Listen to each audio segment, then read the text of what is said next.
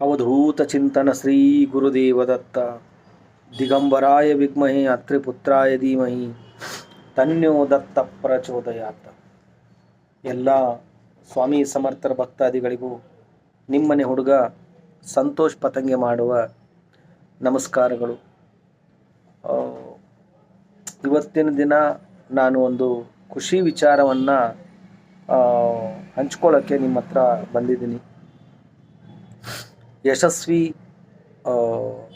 ಯಶಸ್ವಿಯಾಗಿ ಈ ವಾರ 9ನೇ ವಾರ ಒಂದು ಮಾಧುಕರಿ ಸೇವೆ ಪ್ರಾರಂಭ ಆಗಿ ಅದಕ್ಕೆಲ್ಲ ಕಾರಣೀಭೂತರಾಗಿರ್ತಕ್ಕಂಥ ಎಲ್ಲ ದತ್ತ ಮಹಾರಾಜರ ಭಕ್ತಾದಿಗಳಿಗೂ ಕೋಟಿ ಕೋಟಿ ನಮಸ್ಕಾರ. ನಾನು ಪದೇ ಪದೇ ಹೇಳ್ತಾ ಇದ್ದೀನಿ, ಎಷ್ಟು ಬಡತನವನ್ನು ಅನುಭವಿಸ್ಬೋದು ಅಷ್ಟು ಬಡತನದಲ್ಲಿ ನಾನು ನನ್ನ ಜೀವನವನ್ನು ಸಾಗಿಸ್ಕೊಂಡು ಬಂದಿದ್ದೀನಿ. ನನಗಿನ್ನೂ ನೆನಪಿದೆ, ಆ ಒಂದು ಗುರುವಿನ ಸೇವೆಯನ್ನು ಪ್ರಾರಂಭ ಮಾಡಿದಾಗ 5 ಜನ ಅಂದ್ಕೊಂಡಿದ್ದು ನಾನು. ಒಂದು 5 ಜನರಿಂದ 10 ಜನಕ್ಕೆ ಒಂದು ಅನ್ನದಾನದ ಸೇವೆಯನ್ನು ಇಟ್ಕೊಳ್ಳೋಣ ಅಂತ ನಿರ್ಧಾರ ಮಾಡಿದ್ವಿ. ಬಟ್ ಅವತ್ತು 5 ಜನಕ್ಕೆ ವರ್ಷಕ್ಕೆ 1 ಸಾರಿ ಅದು ಕಾರ್ಯಕ್ರಮ. ಬಟ್ ಇವತ್ತು ಆ ಮಹಾರಾಜರು ಯಾವ ಮಟ್ಟಕ್ಕೆ ನನಗೆ ಕೈ ಹಿಡಿದು ನಡೆಸ್ತಾ ಇದ್ದಾರೆ ಅಂತಂದರೆ, ಜೀವನ ಪರ್ಯಂತ ಸಂಪೂರ್ಣವಾಗಿ ಆ ಒಂದು ಸೇವೆ ಮಾಡಿಕೊಂಡು ಇದ್ಬಿಡೋಣ ಅಂತ ಅನ್ಸುತ್ತೆ ರೀ. ಎಷ್ಟು ಆನಂದ ಅನಿಸುತ್ತೆ ಅಂದರೆ, ಆ ಒಂದು ಹ್ಯಾಪಿಯೆಸ್ಟ್ ಮೂಮೆಂಟ್ ಇದೆಯಲ್ಲ, ಅದಕ್ಕೆ ಬೆಲೆ ಕಟ್ಟಕ್ಕಾಗಲ್ಲ ರಿಯಲಾಗಿ ಹೇಳಬೇಕು ಅಂದರೆ. ಇವತ್ತು ಆಗಿರ್ತಕ್ಕಂಥ ಖುಷಿ ಏನು ಅಂದರೆ, ಒಂದು ಪಲಾವು ಮಾಡೋದು ಅಂತ ಇವತ್ತು ಆಯಿತು. ಸಡನ್ನಾಗಿ ಯಾರೋ ಒಬ್ಬರು ಭಕ್ತರು ಫೋನ್ ಮಾಡ್ತಾರೆ, ಸಂತೋಷಣ್ಣ ನಾನು ಒಂದು ಸ್ವೀಟ್ ನಾನು ಮಾಡಿಸ್ತೀನಿ, ನಾನು ಅದಕ್ಕೆ ನಿಮಗೆ ಅಮೌಂಟ್ ಹಾಕ್ತೀನಿ ಅಂತ. ಅವ್ರು ಅಮೌಂಟ್ ಹಾಕಿದ ಮೇಲೆ ಕೇಸರಿ ಬಾತ್ ಮಾಡೋದಂತ ಡಿಸೈಡ್ ಆಯಿತು. ಪೂಜೆ, ಕೇಸರಿ ಬಾತು ಎಷ್ಟು ಅದ್ಭುತ ಆಯಿತು ಅಂದರೆ, ಇವತ್ತು ಅನ್ನದಾನ ನನಗೆ ಇನ್ನೊಂದು ಏನು ಪ್ಲಸ್ ಪಾಯಿಂಟ್ ಹೇಳೋಕ್ಕೆ ಇಷ್ಟಪಡ್ತಾ ಇದ್ದೀನಿ ಅಂದರೆ, ನಮ್ಮ ಏರಿಯಾದಲ್ಲಿ ಪ್ರಪಂಚದಲ್ಲಿ ಒಳ್ಳೆಯವರು ಇರ್ತಾರೆ, ಕೆಟ್ಟವರು ಇರ್ತಾರೆ. ನಮ್ಮ ಏರಿಯಾದಲ್ಲಿ ಒಂಥರ ಏನಪ್ಪ ಇವನು ಒಬ್ಬ ಸಾಮಾನ್ಯ ಟೇಲರ್ ಆಗಿಬಿಟ್ಟು ನಮ್ಮಿಂದ ಮಾಡೋಕ್ಕಾಗದೇ ಇರತಕ್ಕಂಥ ಕೆಲಸ ಇವನೊಬ್ಬನೇ ಮಾಡ್ತಾ ಇದ್ದಾನಲ್ಲ, ಯಾವ ಥರ ಸಾಧ್ಯ ಇದು? ಬಟ್ ಅವ್ರಿಗೆ ಗೊತ್ತಿಲ್ಲ ನಾನು ಹಿಂದೆ ಬ್ರಹ್ಮಾಂಡ ನಾಯಕರಿದ್ದಾರೆ ಅಂತ. ಮಹಾರಾಜರದು ಒಂದು ಪ್ರಚೀತಿ ಇದೆ, ಏನಂತ ಅಂದರೆ, ನನಗಿಂತ ಕಷ್ಟ ಬಂದಿದೆ ಅಂಥೇಳಿ ನಾವು ಮಹಾರಾಜರ ಹತ್ರ ಹೇಳಬಾರ್ದಂತೆ, ಆ ಕಷ್ಟಕ್ಕೆ ಹೇಳಬೇಕಂತೆ ನನ್ನ ಹಿಂದೆ ಮಹಾರಾಜರಿದ್ದಾರೆ ಅಂತ. ಎಂಥ ಅದ್ಭುತವಾಗಿರ್ತಕ್ಕಂಥ ಪವರ್ಫುಲ್ ಮಾತು ನೋಡಿ ಅದು. ಸೊ ಇವತ್ತು ಅಚ್ಚರಿಯಾಗಿರ್ತಕ್ಕಂಥ ಒಂದು ಮಿರಾಕಲ್ ಏನಪ್ಪ ಅಂದರೆ, 6 kg ನಾವು ಅಕ್ಕಿಯನ್ನು ನಾವು ಹಾಕಿದ್ದು.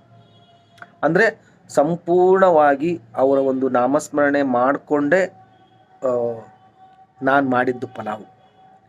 ಓಕೆ, ಎಷ್ಟು ಟೇಸ್ಟ್ ಆಗಿತ್ತು ಅಂದರೆ ಪಲಾವು, ಅಷ್ಟೊಂದು ಟೇಸ್ಟ್ ಆಗಿತ್ತು ರೀ ಪಲಾವು ರಿಯಲಾಗಿ. ಅಲ್ಲಿ ಡಿಸ್ಟ್ರಿಬ್ಯೂಟ್ ಬಂತು, ಅಂದರೆ ಡಿಸ್ಟ್ರಿಬ್ಯೂಟ್ ಮಾಡೋದು. ನನಗೊಬ್ರು ಯಾರು ಹೇಳಿದರು ಅಂದರೆ,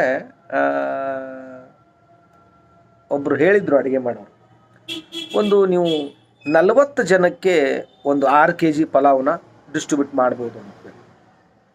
ವೀಕ್ಷಕರೇ, ನೀವು ನಂಬಲ್ಲ, 100 ಪ್ಲೇಟ್ಸ್ ತಂದಿತ್ತು. ಆ ಪ್ಲೇಟ್ಸು ಸುಧಾ ತೋರಿಸ್ತೀನಿ ನಿಮಗೆ. ಈ ಥರ ಪ್ಲೇಟ್ಸು 100 ಪ್ಲೇಟ್ಸು ತಂದಿತ್ತು. ಆ್ಯಕ್ಚುಲಿ 100 ಪ್ಲೇಟ್ಸಲ್ಲಿ ಬರೀ ಎಷ್ಟು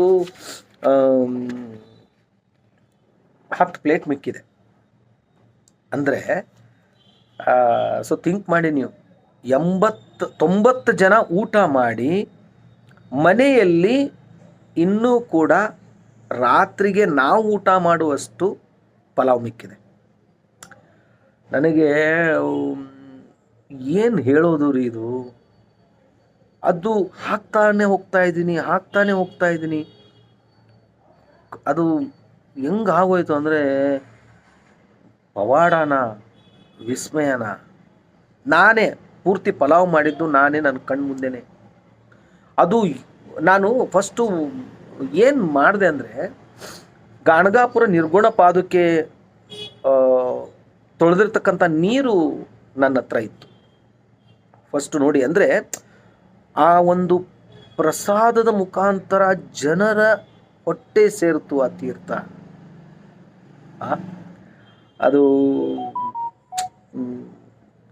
ಏನೇ ಅನ್ನಿ ನೀವು, ಅದರದ್ದು ಬೇರೆ ಅದು. ಸೊ ಆ ಒಂದು ಪ್ರಸಾದ ಡಿಸ್ಟ್ರಿಬ್ಯೂಟ್ ಮಾಡುವಂಥ ಸಮಯ ಎಕ್ಸಾಕ್ಟಾಗಿ 12 ಗಂಟೆ 25 ನಿಮಿಷಕ್ಕೆ ಸ್ಟಾರ್ಟ್ ಆಯಿತು. 1 ಅವರು ಡಿಸ್ಟ್ರಿಬ್ಯೂಟ್ ಮಾಡಿದ್ವಿ ಪ್ರಸಾದನ. ಅರ್ಚಕರು ಕೂಡ ಇಷ್ಟು, ನಾನು ದೇವಸ್ಥಾನದಲ್ಲಿ ಇವತ್ತಿರಲಿಲ್ಲ, ನರಸಿಂಹ ಸರಸ್ವತಿಗಳ ಜಯಂತಿ ಅಂತ ನಾನು ಇವತ್ತಿರಲಿಲ್ಲ.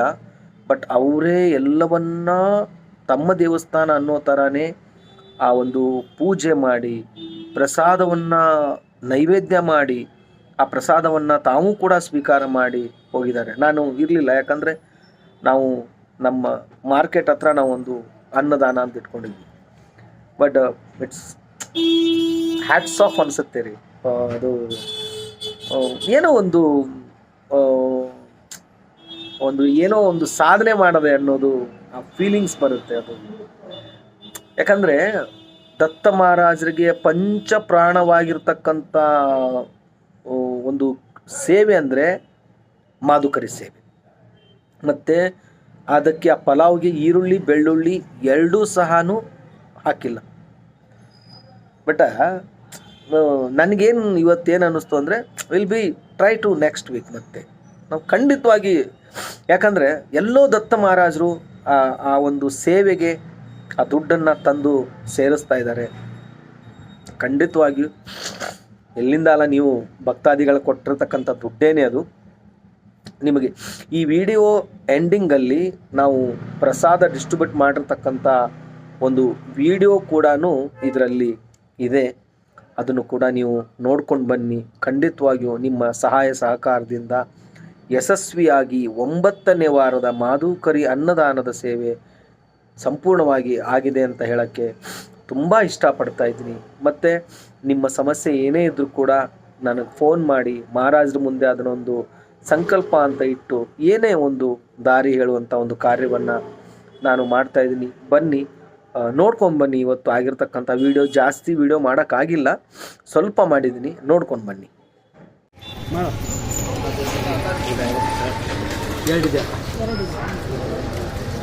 ಮಹೇಂದರ್ ಲಿಯಾ ಖಾನಾ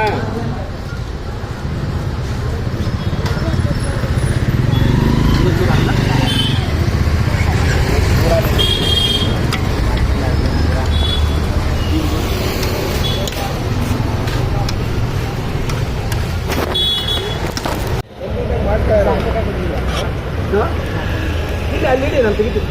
ಅದು ಕವರ್ ತಂದಿಲ್ಲ, ಒಂದು ಕವರ್ ತಗೊಂಡ್ ಬಾ. ಹೋಗು, ಇಲ್ಲ ಕವರ್ ಇಲ್ಲ, ಹಳೆ ಚೀಲ ಹೋಗು, ಒಂದು ಕವರ್ ತಗೊಂಡ್ ಬಾ.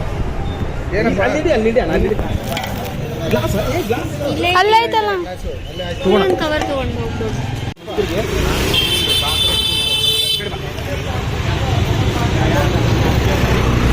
ಇನ್ನೊಂದು ಕೇಳಿ ತಗೊಳಪ್ಪ.